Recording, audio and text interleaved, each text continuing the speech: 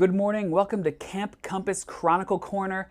I'm Mr. Justin. This week we're going to be reading The Sojourn, the story of Moses' journey, all about how Moses lived differently because he trusted and obeyed God, unlike most other people.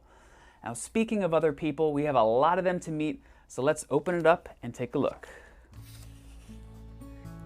A long time ago, the Israelites lived in Egypt. They had lived there for many, many generations and were happy. Yay! Even though God had promised them their own land in Canaan. However, when the next Pharaoh came to power, he did not treat the Israelites well. He was cruel to them.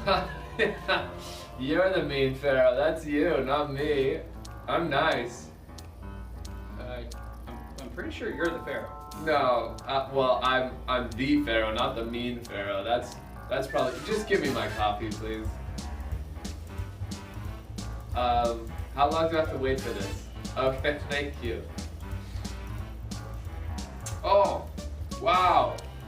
That's burnt like the Egyptian sun. Please, kill him. Kill the roaster. My apologies. Okay. Oh, that's disgusting. The coffee roaster will be executed at sundown. That's better. No, I said mean Pharaoh, and it's too late to change, so next page. Whoa, you can't change the page on me. You can't do that. As I was saying, the Israelites were happy, but Pharaoh set taskmasters over them to control them. The Israelites were made slaves and were very mean to them. The Pharaoh began to be so afraid of the Israelites that he decided to kill all the Israelite baby boys. One Israelite mother decided she would try to save her baby. She hid the baby for 3 months,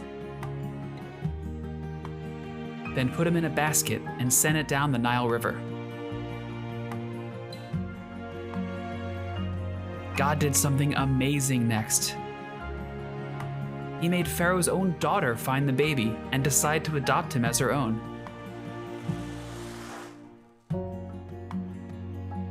But he was still able to be raised by his actual mother, thanks to his big sister. Moses grew and became an adult. His mother was able to tell him about how God had promised Abraham that his descendants, the Israelites, would live in the land of Canaan, the promised land. Moses recognized that he was a sojourner. Wait, a what? A sojourner. It means someone who doesn't live where their home is. So my home is with the Israelites, but I get to live in the Egyptian palace, right? That's almost right. Moses recognized that he didn't belong with the Egyptians since he was an Israelite. But remember, every Israelite's actual home is the promised land. You know the Israelites are treated terribly. Why would I want to go live with them again? Because even though Moses would have lots of money and power and anything he wanted on earth if he stayed with the Egyptians, he understood that trusting and obeying God is worth so much more. Yeah, being with God is more important than everything the world has to offer. So I guess that does make sense.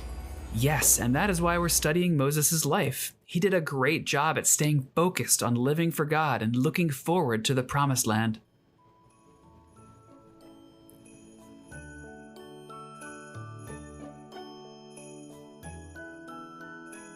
One day, as Moses was walking around, he saw an Egyptian beating an Israelite. So he rushed over and struck down the Egyptian. After that, he was scared, so he hopped on his camel and ran away to the land of Midian. Let's go, Carmichael!